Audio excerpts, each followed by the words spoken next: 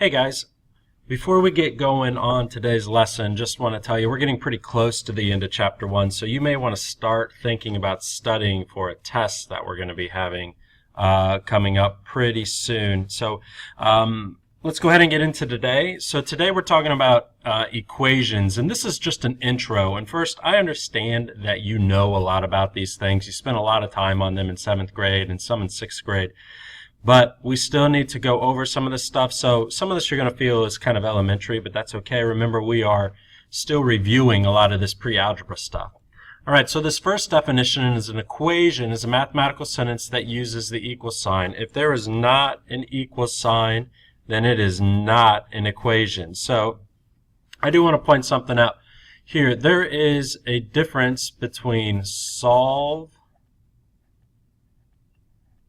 and simplify. And you'll see these two words used a lot. You solve when something has an equation or an equal sign. You simplify when it doesn't have an equal sign. Okay, and I hear kids, say all the time where they'll have an expression that they should simplify, and they say, well, do I solve it? And I'm like, well, you can't solve anything that doesn't have an equal sign. So you have to have an equal sign in order to solve. We use solve for equations, simplify for expressions. An equation is an open sentence that contains one or more variables. It could be true or false depending on those values. All right, so if there's a variable in it, we call it an open sentence. The solution of an equation is a value for a variable that makes an equation true. And we write solutions as a small equation. In other words, something like x equals 4 would be a solution. Yeah, I don't get Kansas. I see this on TV and I just don't get it. What? I don't understand. All right, so classifying equations. Is the equation true, false, or open? How do you know? The best way to do this is to actually add these values. So here, I'm going to bring both of these values down. 24 plus 18 is 42. 20 plus 22 is 42, and so I asked myself, well, is 42 equal to 42? And the answer is yes. So this equation is true. Over here, I do 7 times 8, which is 56.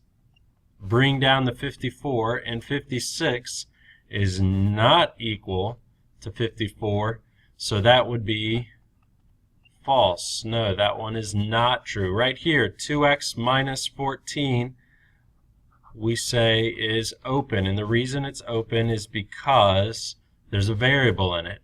It says, how do you know on all these? Well, you work them out. All right, this one you work out, this one you work out. Right here we find the variable. Okay, so identifying solutions. Is x equals 6 a solution of the equation? This is where we substitute in and we evaluate. So I rewrite the equation. I have 32 equals 2, and then substitute 6 in for the x. And then I simplify this and see if it comes out to be true. So I have 32 equals 12 plus 12. Add those two values together. And they do not equal, so the answer is a resounding no. And I like to put an exclamation point just to make my point. All right, so go ahead and pause and give this one a shot. And hopefully when you are finished, you find that yes, this is an equation, or this is a solution. So if you did not find that, go back and try to find your mistake on that. All right, here we have a word problem. Make sure you copy this down so that you have the example. An art student wants to make a model of the Mayan Great Ball Court in Chichen Itza, Mexico. The length of the court is 2.4 times its width. The length of the student's model is 54 inches. What should the width be? All right, so I like to do this little word problem strategy. It's kind of like a 3-step. So step 1 is, what am I looking for? So the width. Okay, I want to know what is the width. Step 2 is I'm going to read this entire problem again. So you're reading the word problem 2 times. I'm going to read it again, and this time I'm going to write out the important information. Okay, so blah, blah, blah. The length of the court is, okay, so I know the length is 2.4 times its width. Okay, so this is taken out of this. Hopefully you remember some of these math words. Anytime you see the word is, that translates to equal. And then this one obviously is times, but every now and again you'll see this as of. If it were 2.4 of its width, then of usually means multiplication. Here I also have more information. The length of the student's model is 54. So I'm going to write that in, length equals 54. So what I've done here is what is the width? And then here is what is the information. I've gotten rid of all of the words, and all I have here is math that I'm dealing with. I want to find out this. I know this value, so I'm going to substitute that in, and I get 54 equals 2.4W. And now I have an equation that I'll solve. We're going to work on properties of equality later, but hopefully you remember that you divide both sides by 2.4 in order to solve this.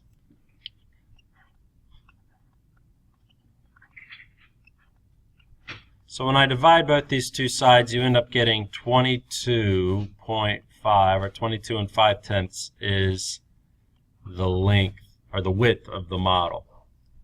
And we're going to go over this in more detail, but I assume you kind of remember that from pre-algebra and even 6th grade. All right, here, using mental math to find solutions. Again, we'll go over properties of equality and inverse operations a little bit later, but for now you're just thinking to yourself, well, what number can I add to 8 that equals 12? So you might do some guess and check in your mind, or you just know it right away. But there's that. Right here you're thinking, okay, what number can I divide by 8 that equals 9? So you're thinking back to your multiplication facts that you hopefully know really, really well, because that's going to make this year a lot easier for you. And hopefully you find A equals 72. All right, so here we're using a table that says, what is the solution of 5n plus 8 equals 48? Use a table.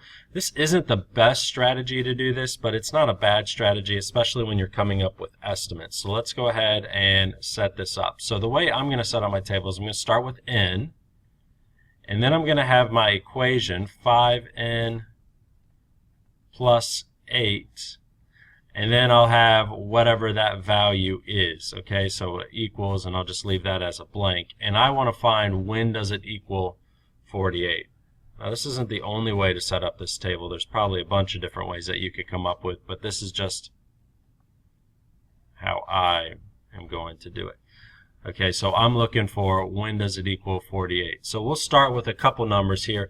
I could start with 1, but I mean you could kind of use some mental math and see very quickly 5 times 1 plus 8 is 13. That's not even going to be close to big enough. So I think that I'm going to start with the number 5. So here I have 5 times, and then I'm going to substitute 5 in for my n. So 5 times 5 plus 8. And then right here I'm going to write what that actual value is. So here it's 33. 33 is too small, so I need to go up with this value. So I'll try another one. So 5 times 6 plus 8 is 38. That one's too small, so I'll try another. And we keep going on this pattern until we find the value that we're looking for, which happens to be that 48. So this one is 43. Too small. So then I'll try one more, and I'll have 5 times 8 plus 8 is 48. So there is my solution. That means this is what n has to equal for this to be a solution. This is, again, not the best way to do this. It is a strategy.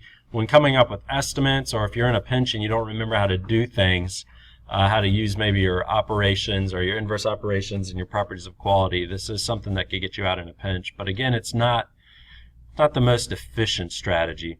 Here's how you could use a table to do an estimate, though. So let's take a look at this. I'm going to set it up exactly the same way. So I'm going to have x, and then I have negative 9x minus 5, and I want this value to be 28. So I set up my table here, and we'll go ahead and put this line right there.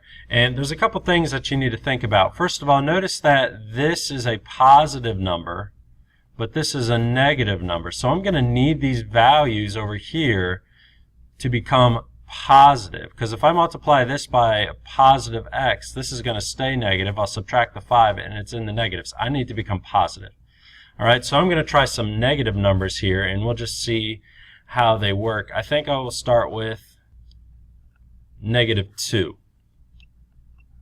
So I substitute that in just like we were doing before. I have -2 times -9 minus 5 is 13. Okay, so that's not quite right. So I'm going to just keep going along this list. -9 times -3 minus 5 is 22. Is that right? Yeah, 22. And that's not correct, but you can see I'm starting to get closer. So then we're going to try -4. -9 times -4 minus 5 is 31. Uh-oh, you can see, okay, so I skipped 28. On that one before, we had the exact number show up here on our table. On this one, we don't.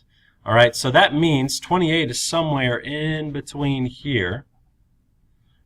Okay, and if I'm making an estimate based upon my table, I'd say, okay, well, 28 is closer to 31 because it's 3 away than 22 because that's 6 away.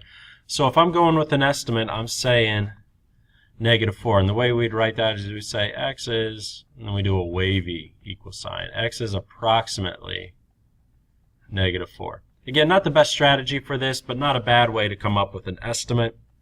I believe that's it for today. Yes, it is. So I'll see you in class. We'll do some problems. Have a good day.